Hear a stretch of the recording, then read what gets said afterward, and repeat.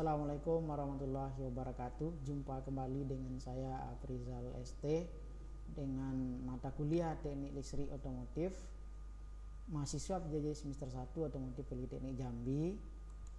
Dengan pembahasan kita pada pertemuan kali ini memelihara baterai.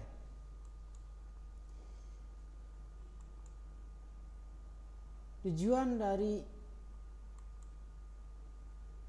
mata kuliah ini, yang pertama, mahasiswa itu diharapkan dapat mengetahui fungsi baterai. Kemudian yang kedua, komponen baterai. Kemudian yang ketiga, reaksi saat baterai mengeluarkan arus dan saat baterai diisi. Kemudian kapasitas baterai. Kemudian berikutnya kerusakan yang terjadi pada baterai.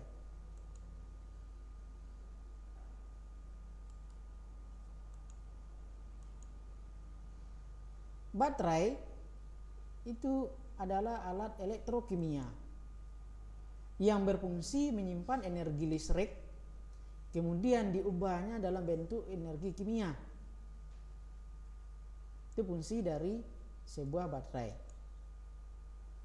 Kemudian menyuplai arus listrik pada sistem yang membutuhkan, diantaranya seperti yang kita lihat pada gambar yang ada di layar, itu adalah menyuplai arus listrik pada sebuah lampu.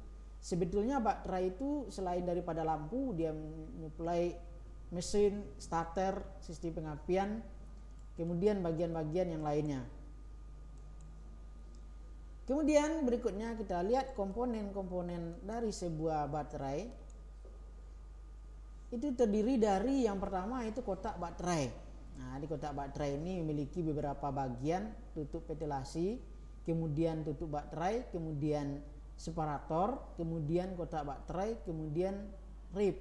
Nah, itu bagian yang ada pada sebuah baterai.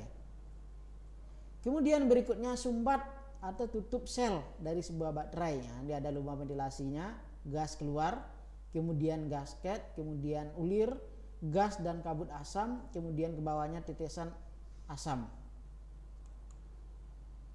Kemudian elemen baterai itu yang kita lihat yang mirip berkotak-kotak ini adalah separator, kemudian asam sulfat, kemudian plat positif dan plat negatif.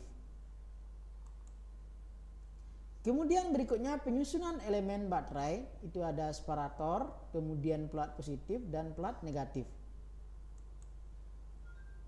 Kemudian elektrolit, ini cairan baterai yang beredar dalam sebuah baterai. Reaksi kimia dalam baterai yang terjadi pada saat baterai mengeluarkan arus listrik, itu ada PbO2 ditambah dengan 2H2SO4, kemudian ditambah Pb menuju PbSO4 ditambah 2H2O tambah PbSO4. Nah, itu reaksi yang terjadi pada saat baterai, ya, seperti yang kita lihat di gambar ini, itu menghidupkan lampu.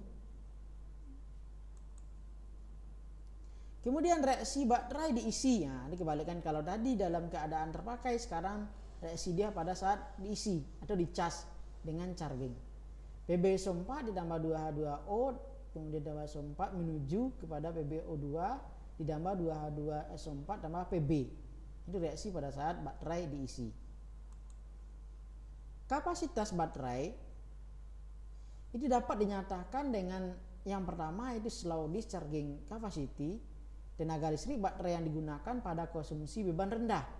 Kemudian yang kedua, high discharging capacity, lamanya waktu baterai dapat mengalir arus listrik dengan tetap atau ketetapan pada saat dia dipakai. Kerusakan pada baterai itu dapat berupa, yang pertama kerusakan akibat overcharging, itu kelebihan pada saat dicas. Kemudian yang kedua, kerusakan akibat terbenturnya kristal sulfat yang ada dalam sebuah baterai. Nah, itulah pada pertemuan kita kali ini yang dapat kita bahas. Sampai berjumpa pada pertemuan berikutnya. Assalamualaikum warahmatullahi wabarakatuh.